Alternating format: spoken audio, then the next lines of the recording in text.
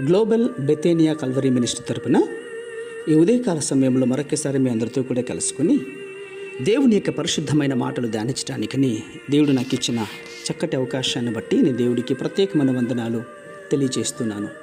ఈరోజు కూడా పరిశుద్ధమైన వేద గ్రంథంలో నుండి మరొక చక్కటి మాటని చదువుకుందాం. కీర్తన గ్రంథము 68వ అధ్యాయము 19వ వచనాన్ని నేను చదువుతున్నాను. దయచేసి గమనించండి. కీర్తన గ్రంథము 68వ అధ్యాయము 19వ వచనము. ప్రభువు స్తుతినందునుగాక, అనుదినము ఆయన మా భారము భరించుచున్నాడు. దేవుడే మాకు రక్షణకర్త అయి ఉన్నాడు. దేవునికి స్తోత్రం కలుగునుగాక. అవును ప్రియమైన సహోదర సహోదరులారా, మన జీవితంలో భారాలు కలిగించేది మన దేవుడే అన్న విషయాన్ని గుర్తు చేస్తున్నాను.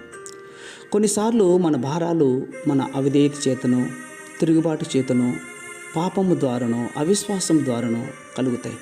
అయితే మనం దేవుని యొక్క చిత్త ప్రకారం ఆయన ఏర్పరిచిన మార్గంలో నడుచుకున్నట్లయితే కనుక ఆ భారాలు దేవుడు మనకు ఇచ్చాడని గ్రహించి వాటిని మేలుగా చూడవలసి ఉంటుంది. ఇందుకు అపోస్తలుడైన పౌలు గారే నిదర్శనం. ఎందుకంటే అతని శరీరంలో ఒక ముళ్ళు భారంగా ఉందని చాలాసార్లు ప్రార్థించాడు. అది తొలగిపోవాలని చాలాసార్లు దేవుని సన్నిధానంలో దేవునికి ప్రార్థించాడు కూడా. అయితే దేవుడు ఆ భారాన్ని ఒక మేలుగా మార్చాడు ప్రియులారా. అందుకే నా కృప నీకు చాలు అని దేవుడు పౌలు గారితో చెప్పాడు. కొన్నిసార్లు దేవుడు వాటిని తొలగించడం ద్వారా మన ప్రార్థనలకు జవాబుడిస్తాడు. మరికొన్నిసార్లు అలాంటి వాటి ద్వారా మనకు జతపరచడం అనుకూలమైతే కనుక, అది అవసరమైతే కనుక దేవుడు మన ప్రార్థనలకు జవాబు ఇవ్వకుండా అలాగే కొనసాగిస్తాడు. అవును, పౌలుకు అలాగే చేశాడు. ఆ భారం మేలుగా మార్చబడింది.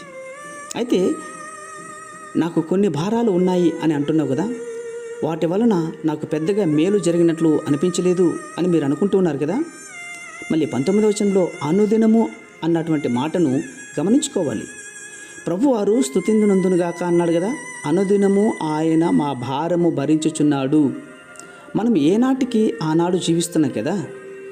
భారాలన్నీ ఒకే రోజు వస్తే మనం ఎలా తట్టుకోగలుగుతాం? నలిగిపోతాం. మీ జీవితంలో ఏవి ఎప్పుడు ఎలా జరగాలో అవి దేవునికి తెలుసు. ఆలోచించండి ఒకసారి.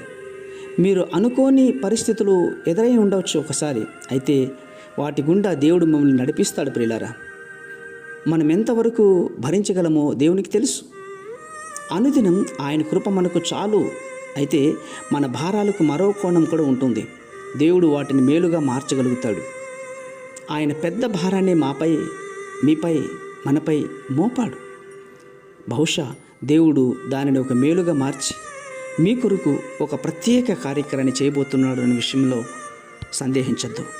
పరిశుద్ధమైన మా ప్రియ పరలోకపు తండ్రి, ఈ మాటలు వింటున్న బిడ్డలు వారి మీద ఏ భారం ఉన్నా కూడా ఈ ఉపవాస కూడిక దినమైందో ఈ శుక్రవారం దినంలో మీ సన్నిధికి వచ్చి ప్రార్థించుకొని ఆ భారాలకు అర్థం తెలుసుకొని వారి జీవితాన్ని సరి చేసుకోవడానికి మీరు ఇష్టమైనటువంటి వారిగా మార్చగలుగుతారని విశ్వాసంగా నమ్మొచ్చు. చిన్న ప్రార్థనను మా రక్షకుని యేసయ్య బట్టి అడిగి వేడుకొని పొందుతున్నాం మా తండ్రి.